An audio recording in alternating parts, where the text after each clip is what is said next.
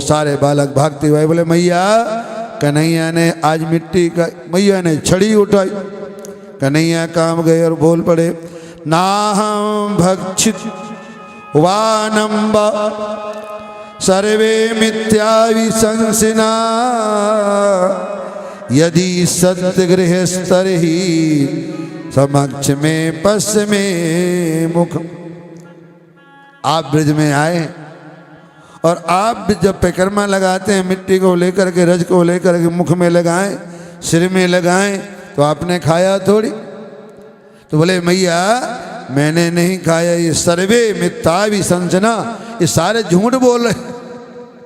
अब भगवान ने खाई क्या? अरे आप जब खाते हो, जब अपने लिए खाओ, स्वाद के लिए खाओ।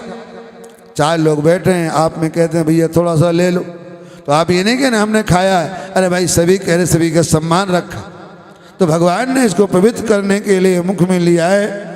और मैया बोली ऐसे नहीं मानूंगी, अपना मुंह खोल। और जैसे मुंह खोला तो फिर वही हाल हो। भगवान नारायण का ध्यान करने लगी और देखा चारों तरफ भगवान के मुख में सब वही। मैया को चक्कर सा आया। सुखदेव जी बोले राजन, ये जो है कितनी पवित्र आत्माएं हैं मैया कि भगवान ने इसको इतना सुख दिया। प्रचित पूजा क्यों दिया? बोले पहले बता चुके, भगवान ने कहा था कि तुमने तप किया, एक बार के लिए हम तुम्हारे यहाँ 3 बार आए। और बोले सुखदेव जी बोले राजन, ये वसुओं में श्रेष्ठ द्रोण और पत्नी धरा है, इन्होंने बहुत तपस्या किया। और ब्रह्मा जी ने कहा कि तुम गौ पालन करो, इन्हें बहुत सारी गौओं की सेवा किया है। और सेवा करने के बाद ब्रह्मा जी ने कहा अब वरदान मांग लो। द्रोण ने और धरा ने बड़ी सेवा किया गौओं की। और जब ब्रह्मा जी खुश हो गए तो बोले वरदान मांगो। तो वरदान मांगा इन्होंने कि भगवान हमारे यहाँ पर आए और यशोदा के रूप में यही दोनों अवतरित, यशोदा और नंद बाबा। बोले इसलिए भगवान ने इनकी इच्छा किया, पूरी किया है। सुधीर ने कहा ऐसे ऐसे अनेक लीलाएं भगवान कर रहे हैं। एकदाग्रदासीसु यशोदानंद गेहनी कर्म तरनियंत्याशो निर्मन्मथ स्वयं। देखो यशोदा मैया के यहाँ पर कितनी दास दासियां हैं जिनके यहाँ 9 लाख गऊ हैं नंद बाबा। आप विचार तो करो, ध्यान तो करो एक बार। इनके यहाँ 9 लाख गौएं, कितना दूध दही होता होगा, उसको संभालने वाले कितने नौकर चाकर होंगे। लेकिन नहीं, मैया के यहाँ पर दीपावली के दिन नंदरानी दासियां घर में काम में लगी हुई हैं। और यशोदा मैया अपने लाला के लिए स्वयं पद्म गंधा, मधुगंधा, मालती गंधा, ये गौएं हैं जिनका दुग्ध हमारे कन्हैया पीते। देखो गौशाला में गायें अलग होती हैं, अलग अलग। एक किसी का दूध गाढ़ा है, किसी का दूध पतला है, और कोई गौ बीमार भी होती। तो बोली ऐसी गौ का दूध, और जो समझदार लोग होते हैं ना, वो बोले बछड़े वाली गाय का दूध अपने बेटे को पिलाएंगे, बछड़े वाली गाय का। तो ये 3 गऊओं का दूध यशोदा मैया अलग कराती और अपने हाथ से गर्म करती है, मक्खन बनाती है, मक्खन निकालती। ये कन्हैया के। आज प्रेम कम क्यों हो गया कि खाना बना के कौन खिला रहा है? सारे काम करवा ले, पैसा है ना, पहले भी देखो सारे काम। लेकिन पत्नी को कम से कम घर में झाड़ू पोंछा और खाना स्वयं बनाना चाहिए। और उसके बाद जो दास दासियां नौकर है ना, उनसे सारे शरीर में मालिश करवाए, तेल लगवाए, वो ठीक। लेकिन झाड़ू जब अपने हाथ से लगाएगी तो घर में लक्ष्मी की वृद्धि होगी। आज वो आती हैं झाड़ू लगाने की, और हम लोग पहुंच जाए ना पूजा पाठ, भैया दोबारा फिर झाड़ू, अरे वो करके गई है ना, ऐसे ही करती है, वो तो ऐसे ही करेगी। यदि ऐसा ना करती तो अपने घर में वो भी रानी होती। आप विचार तो सोचो, अपने कर्म से वो इस तरह से भटक रही। इसलिए हमें जीवन में 2 काम जरूर करना चाहिए। सुबह उठ के अपने घर में झाड़ू लगाओ और पोंछा लगाओ, खाना स्वयं बनाओ, दोपहर में बढ़िया तेल मालिश कराओ, कमर में तेल लगाओ। लेकिन ये कार्य हमें स्वयं करना चाहिए। और उसके बाद कन्हैया दौड़े हुए आए, मथाने को पकड़ लिया, माँ दूध मैया दूध मैया। और मैया बोली मैं तो सब कुछ छोड़ दूंगी तेरे लिए, ये दूध दही क्या है? बोले मैया सच बोल रही है। बोले और क्या? बोले तुझसे प्यारा क्या है मुझे?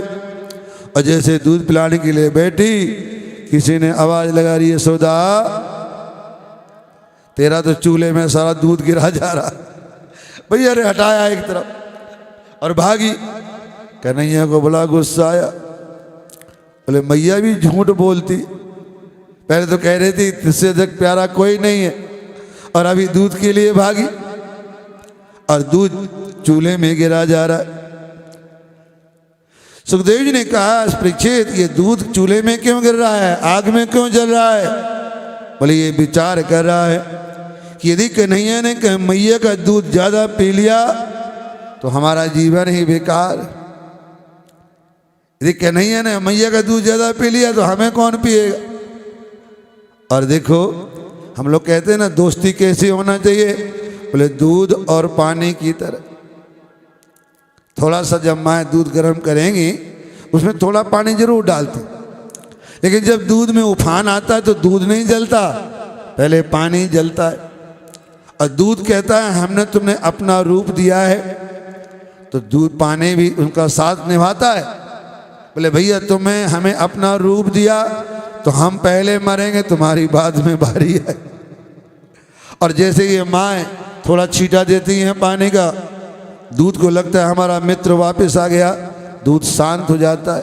बोले दोस्ती भी ऐसी होना चाहिए, दूध और पानी की तरह। इधर कन्हैया गुस्से में घुस गए जहाँ इनका ये दूधालय है, माखनालय है, बड़े बड़े स्टोर बने हुए, वहाँ घुसे गुस्से में और दे लोढ़ा कई मटकियाँ फोड़ दी। मैया ने देखा अब तो ये बड़ा शैतान हो गया और बोले ये मटकी फोड़ देता कोई बात नहीं, ये मटकी मेरे सास की। हाँ कहूँ बहू से कुछ टूट जाए तो फिर देखो, और बेटी टूट जाए कोई बात नहीं, नहीं आ जाएगी। ऐसा भाव नहीं होना चाहिए। बेटी से टूटे कोई बात नहीं, और बहू से टूट जाए तो जान बात की तोड़ रही है, ऐसा भाव नहीं आना। विशाल हृदय। मैया ने तुरंत दौड़ के पकड़ने के लिए दौड़। आज तक परमात्मा किसी ने पकड़ नहीं पाया, लेकिन ये मैया पकड़ना चाहती, और मैया की उम्र उसके हिसाब से दौड़ रही है। पसीना पसीना हो। फिर लीला शक्ति से कृपा शक्ति ने कहा अरे आ जाओ, हाथ में कहीं मैया गिर पड़ेगी। तुरंत पकड़ में आए और पीछे जो चोटियों पहले माँ रस्सी लगाती थी ना, वो गऊ के पूंछ के बालों की होती थी, इसलिए बाल बुढ़ापे तक सब काले रहते थे, सफेद नहीं होते। अब प्लास्टिक लगाते इसलिए वो प्लास्टिक की तरह हो जाते। और वो खोल लिया, और जैसे वो खोला हाथ बांधना चाहती है तो परमात्मा बंधन में आने वाला नहीं, रस्सी छोड़ी। पड़ोसी ने बोले हमारी रस्सी लो, हमारी रस्सी लो। पड़ोसी का बच्चा पिटना चाहिए, पड़ोसी बड़े खुश हो जाते। बोले हाँ कल हमारी नकल उतार रहा, पकड़ो तो सही। सबने अपनी अपनी रस्सी दे दिया, और ये बाल खोल के माँ कहीं दिखाई पड़े तो कैसी लगती हैं? बोले महाकाली महालक्ष्मी। यदि बाल खोले हों, हम वहाँ गए थे बिलासपुर कथा करने के लिए, वहाँ एक भगवती का नृत्य होता है, उसमें माँ बाल खोल के जब उस गुप्ता परिवार की बहुओं ने किया तो हमारी माताएं देख के रहे, सबके बाल इस तरह।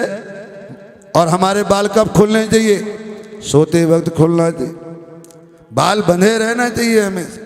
चौराहा पार करना हो तब भी बाल खुले। बाल का मतलब है झगड़ा करने वाली झगड़े के लिए तैयार, इसलिए हमेशा बाल बंधे होना चाहिए। ऐसा आया है जब आप अपने बेडरूम में जाएं तब केस खोलने चाहिए। खाली हमारे इतिहास में द्रौपदी ने केस खोले, और वो भी क्रोध में कि जब तक दुर्योधन के जंघा का खून नहीं आएगा तब तक मैं केस नहीं बांधूंगी। बाकी हमारे आप किसी देवी को देखो, भगवती को देखो, लक्ष्मी जी को देखो, सरस्वती जी को देखो, फोटो गलत बना दो कोई बात अलग है, लेकिन केस बंधे हुए मिले। इसलिए केस बंधे होना चाहिए। यदि खुले केस चौराहा पार किया तो बीमारी जरूर लग जाती है कोई ना।